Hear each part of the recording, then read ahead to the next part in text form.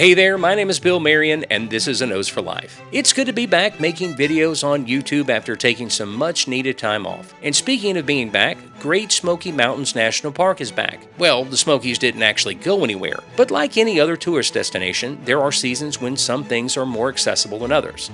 A lot of people ask this question in the comment section of our Smoky Mountain videos.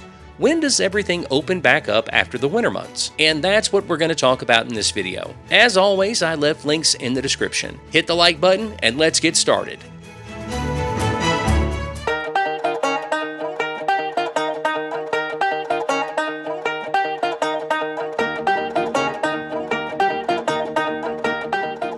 The truth is that Great Smoky Mountains National Park never completely shuts down in the winter or any other time of year.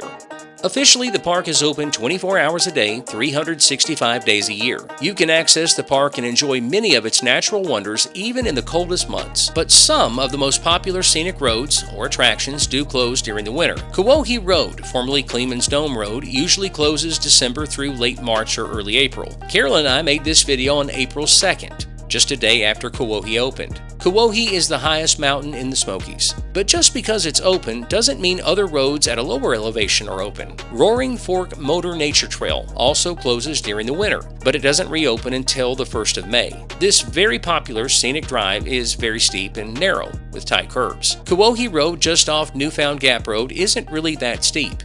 You gain most of your elevation ascending Newfound Gap Road. Carolyn and I are hoping to make a video about Roaring Fork early this summer.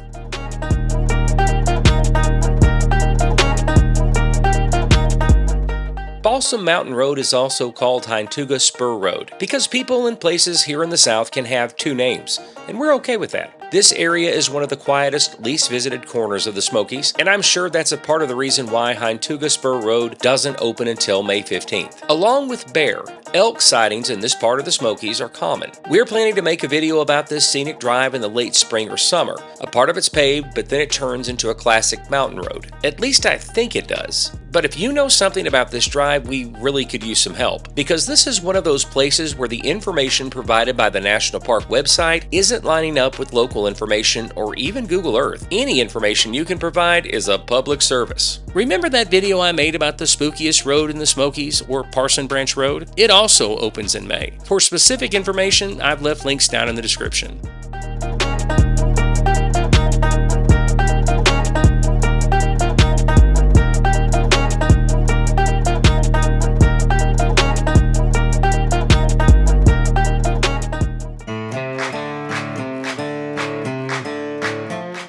Hey, if you're planning a Smoky Mountains vacation this year, let us know in the comments. I might be able to help. And if you're planning a Smoky Mountains getaway this year or any year, unless it's a year in the past because I'm still suspended from time traveling after that incident on the Blue Ridge Parkway.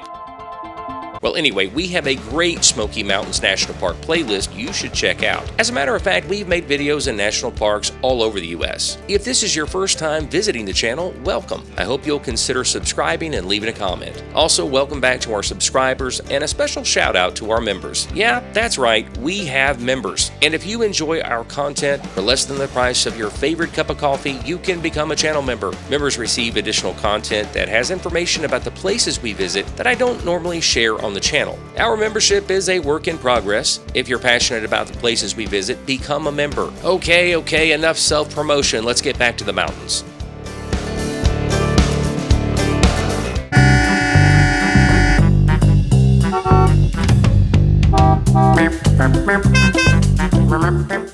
These days, Gatlinburg doesn't seem to have an off-season. When the world hunkered down back in 2020, the gateway to the Smokies was packed. Trust me, we were there and made a video. But when it comes to planning a vacation or a getaway, things really do start getting busy around the first week of April.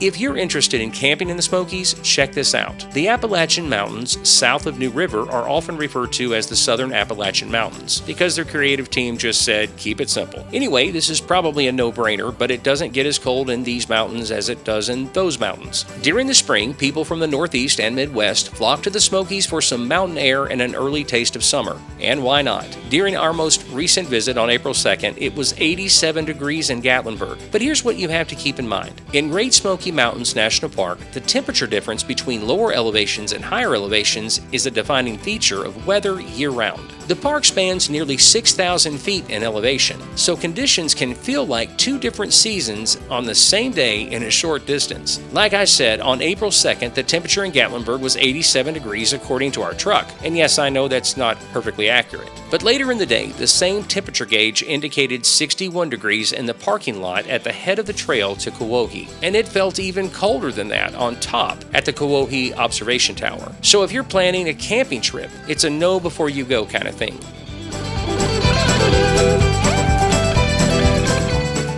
Cades Cove Campground and Smokemont Campground are open all year, and that's great. But the other 8 campgrounds in Great Smoky Mountains National Park are closed during the winter and open back up at the beginning of April or May. So when you're making plans for an outdoor adventure in Great Smoky Mountains National Park, you have to check the National Park website when making plans regardless of the time of year.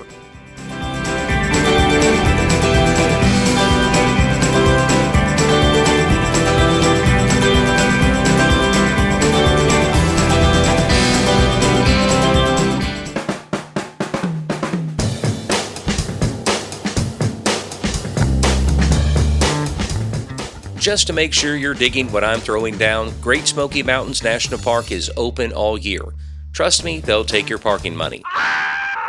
Many of the park's scenic roads, hiking trails, and popular destinations like Cades Cove are open all year unless temporarily closed due to snow or ice, which, believe it or not, does happen here in the south, and even more so here in these higher elevations. But some destinations close during the winter and begin reopening in April. By the middle of May, everything in the park is accessible unless the Park Service is performing maintenance or hiding evidence. I've plugged the National Park website several times in this video because most of the time, Great Smoky Mountains National Park stays on top of keeping the public informed. But there are occasions when the Park Service closes trails, roads, or attractions with little or no warning. A sudden rock slide, perhaps storm damage, a Bigfoot, unicorn, or UFO sighting can shut down a popular spot for days or even weeks.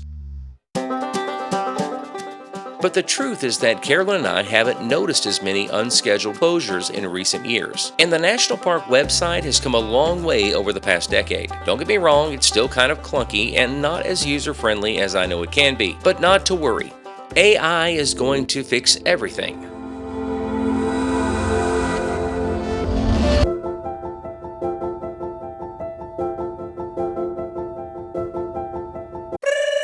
This is a nose fall spot.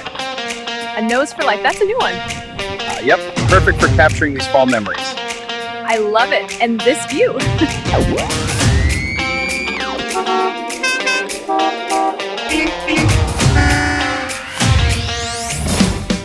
So are you visiting Great Smoky Mountains National Park this year? Let us know in the comments. If you enjoyed this video, you'll like one of these videos too. And I want to thank you so much for watching. Don't forget to hit the like and subscribe button and leave a comment. My name is Bill Marion, and this is A Nose for Life.